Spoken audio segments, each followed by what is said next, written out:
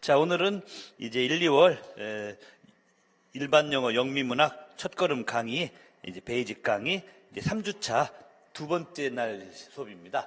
뭐 원래 그 영어학도 그렇고 이 과목도 그렇고 주 1일씩 3타임씩 그 수업하는데 초반에 제가 1주차에 좀 챕터 1, 파트 1을 한 섹션을 다 일일이 하다 보니까 여기 진도가 살짝 밀려 있는 게 있어요. 그래가지고 오늘 또 저희가 하루를 더 할애해서 일반 영어 영미문학 3주차 수업을 지금 오늘 진행을 하도록 하겠습니다. 네, 오늘로. 자, 그러면은 오늘은 어디를 하냐면은 그 소설 파트, 우리 책으로 따지면은 182 쪽에 나오는 요 소설 파트부터 시작을 할게요. 그래서 어제는 영시랑 일반 영어 서머리 이런 걸 좀 봤잖아요. 오늘은 소설 파트에서 소설의 이론에 대한 얘기를 하고, 그리고 소설의 그 이론을 우리가 한번 확인해 볼 수 있는, 소설의 이론을 확인해 볼 수 있는 그 연습 문제를 하고, 그리고 나서 셋째 시간에는 또 일반 영어 파트 들어가서 그 디스크립션 계열의 문제를 좀 풀어보고, 이런 식으로 해가지고 그 어제 나눠드린 일반 영어 영미문학 요 3주차 자료를 오늘 다 소화를 하는 것을 먼저 목표로 하겠습니다. 자, 보시면은 책을 보고 첫 시간에는 진행을 할게요. 첫 시간에는 책의 182 페이지입니다. 여기 보면은 소설의 이제 엘리먼스, 여러 요소들, 즉 소설의 이제 기본 이제 말하면 이론적 개념들, 요것을 우리가 말해주고 있습니다. 말해주고 있는데 그 182쪽에서는 간단하게 몇 가지 용어만 여러분들이 한번 눈으로 봐두고 외워만 놓으면 됩니다. 먼저 narrative elements라고 해서 서사적인 구조, 소설의 서사적인 구조라고 하는데, 이 서사라고 하는 게 뭐냐면은 어떤 사건의 시작부터 과정 끝까지, 를 그 사건의 전개순으로 쭉 추적하면서 펼치는, 그게 바로 서사라고 할 수 있습니다. 그러니까 어떤 사건이 어떻게 발단이 돼서 어떻게 발전해가지고 어떻게 파국에 이르고 종말을 맞는지, 이 과정을 쭉 쫓아가는 게 내러티브, 서사라고 하는데, 한마디로 이야기의 줄거리 전개 과정. 소설은 뭡니까? 소설은 쉽게 말하면 뭔가 이야기를 들려주는 거잖아요. 문학적인 그 언어로 각색을 해가지고 그 이야기의 그 전개 과정이 바로 내러티브라고 우리가 말할 수 있습니다. 자, 그런데 여기서 이제 내러티브 엘리먼스라고 하는 굵은 글씨 제목 밑에 보시면은, 내러티브 엘리먼스는 뭐뭐로 컨시스 오브, 구성되어 있다 해가지고 맨 처음에가 이제 엑스포지션이라는 용어 있죠.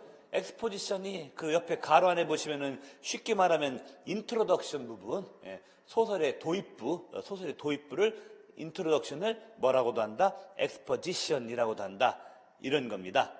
주로 이제 시대적 배경, 공간적 배경 이런 게 소개되고, 여기서는 시대 배경, 공간 배경 소개되고 또 주인공들이 소개되는 그런 부분이 엑스포지션 부분이라고 할 수가 있겠습니다. 그리고 나서 이제 그 다음 단계로 전개되면은 라이징 액션, 어떤 인물들의 액션, 행동이 고조되기 시작한다. 인물들의 행동이 슬슬 본격화되기 시작한다. 그래서 옆에 가로 안에 보시면은 컴플리케이션이 되겠죠. 컴플리케이션, 즉 인트로덕션 단계에서는 그 암시 정도로만, 혹은 맨 첫 단계 정도로만 주어져 있던 인물들의 여러 행동이 이제 본격화되는, 한마디로 인물들의 행동이 본격화되기 시작하는 그런 단계를 라이징 액션 단계 혹은 컴플리케이션 단계라고 한다, 이런 얘기입니다. 이렇게 이제 인물들의 행동이 본격화되기 시작하면은 거의 뭐 고조되는 그런 인물들의 행동, 그에 따른 사건이 아주 높이 고조되는 그런 대목이 나올 거 아닙니까? 그 대목을 절정, 클라이막스라고 합니다. 클라이막스라고 하죠. 그런데 이제 클라이막스까지 간 다음에 이제 소설이 끝나느냐? 그게 아니에요. 모든 소설은 인물들의 행동이 최고조에 달해가지고 정점까지 찍은 다음에 거기서 딱 끝나는 게 아니라 한 번에 반전이 일어납니다. 이른바 폴링 액션이라고 해서 리버설, 폴링 액션, 반전이 일어나요. 예. 이렇게 해야 소설의 묘미가 생깁니다. 그냥 처음부터 보여졌던 그 액션이 그냥 그 자체로 그대로 가서 그것 자체가 정점에 다다르면 그냥 끝나면은 재미가 없어요, 솔직히. 재미가 없고 그 독자들의 그 마음속에 강력한 임팩트로 남질 않아요. 그러지 않고 작가들은 반드시 정점에까지는 간 다음에 거기서 한번 뭔가 반전을 한번 시도해요. 그게 바로 이제 리버설 단계, 폴링 액션 단계다. 예. 그러면서 이제 그 반전까지 일어난 다음에 그 다음엔 어떻게 했어요? 어쨌거나 정점도 찍고 반전도 일어났으면 그 다음에 뭘 해야 되겠죠? 어쨌거나 소설을 마무리를 지어야 되겠죠. 이제는 마무리 짓는 것을 그 디누먼트 또는 컨클루전이라고 그렇게 얘기를 한다라고 우리가 여기서 용어들을 말해주고 있습니다. 예. 자, 그래서 이제 이렇게 소설의 그 내러티브 구조를 용어와 함께 우리가 쭉 읽어봤습니다. 예. 자, 그리고 이제 그 밑에 있는 것들은 여러분들 한번 참고 삼아서 한번 읽어만 봐도 상관이 없고요. 여기 182쪽은. 그리고 이제 183쪽에서 몇 가지 이제 주요 그 용어들, 소설에 관한 주요 용어들이 나오는데, 먼저 플롯이라고 하는 용어 나오죠. 플롯이라고 하는 것은 그 스토리 전개상 나오는 주인공들의 여러 행동들이 다 이제 플롯을 이룬다. 그러면서 sequence of events, 요게 핵심입니다. 플롯이란 말을 가장 핵심적인 뜻풀이로 따지면 뭐 하느냐? sequence of events, 여러 사건들의 연쇄관계, 사건들이 연쇄적으로 일어나는 요 관계, 요것을 뭐라고 그런다? 플롯이라고 그런다. 이렇게 우리가 얘기할 수가 있겠습니다. 예. 그래서 이제 플롯이라고 하는 것은 그 사건들이 쭉 일어나는 연쇄관계를 말한다. 이렇게 우리가 얘기를 할 수 있죠. 예. 그러면서 이제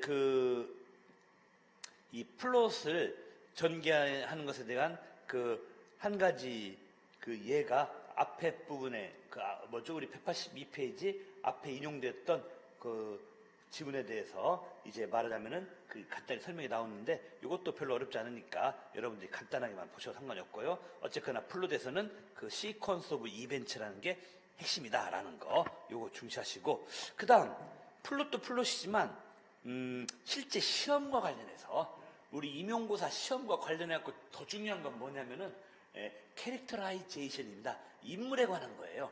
그러니까 여태껏 나왔던 소설, 산문, 기출문제 중에 상당수가 그 인물에 관해서 물어보는 거, 인물의 관계, 인물 자체의 성격, 또 인물 자체의 성격의 모순적인 면, 인물 자체의 성격의 변화, 또 그 어느 한 인물과 그 인물과 또 다른 인물과의 관계, 이렇게 캐릭터들, 인물들에 대한 것이 역대 우리 임용 문학, 소설, 기출문제 보면은 상당히 많은 부분을 차지하고 있습니다. 그래서 이 인물관계, 이게 어쩌면은 우리 소설 공부에서 가장 중요한 부분을 차지하고 있다라고 우리가 이 얘기를 할 수가 좀 있겠는데요. 자, 그래서 이제 인물관계라고 하는 것은 캐릭터라이제이션의 둘째 줄에 있는 것처럼 인물의 퍼스널리티, 성격이라든지 아니면 퍼스널리티가 어떻게 디벨롭, 발달하는가, 변해가는 거라든지 이런 거에 관한 개념들이 있습니다. 우리가 2년 전인가 3년 전인가 기출문제 보면은 그런 게 있었어요. 잭 런던이라는 사람이 쓴 The South of the Slash라고 하는 그런 소설에서 어느 대학 교수가 원래는 점잖고 학식 많고 품이 있는 대학 교수였는데 어느 날 갑자기 마치 지킬 박사와 하이드 씨처럼 말하면 자기의 특이한 성격의 면이 표출되기 시작해가지고 대학교를 슬그머니 빠져나와서 말하면은 밑바닥 인생들이 사는 곳에 가서 거기서 욕지거리도 하고 쌈박질도 하고 불량 음식도 먹고 이러면서 자기 마음속에 잠재되어 있던 또 다른 성격의 측면이 자꾸 터져나오는 그런 소재를 한 그런 문제가 바로 2, 3년 전 기출문제로도 나온 적 있지 않습니까? 거기서 보듯이 거기서 나오는 대학 교수도 원래는 그런 성격이었는데 또 다른 성격이 자꾸 그냥 발양돼가지고 번져나가는 그런 모습들이 보이잖아요. 이렇게 이제 소설에 보면은 어느 한 인물에게 있어서 뭔가